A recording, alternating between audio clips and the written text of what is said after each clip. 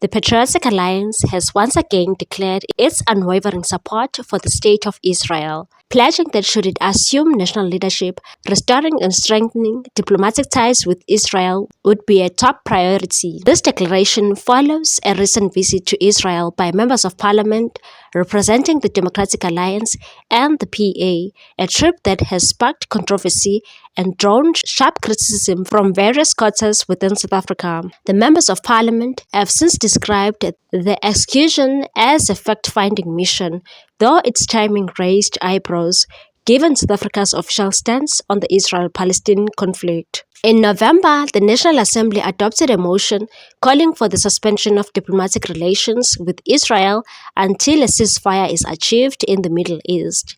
The motion reflected growing discontent over Israel's military actions in Gaza and broader concerns over its policies towards Palestinians. Despite this, the PA maintains that severing diplomatic ties is not the answer.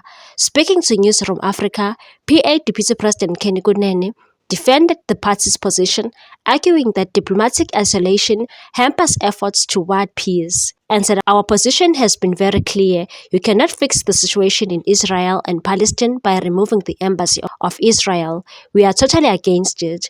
Kunene added that if the PA leader Gayton were to become South Africa's president in 2029, the party would push to enhance bilateral relations, and said, "We will make sure that the embassy of Israel in South Africa is strengthened and the Embassy of South Africa in Israel is also strengthened."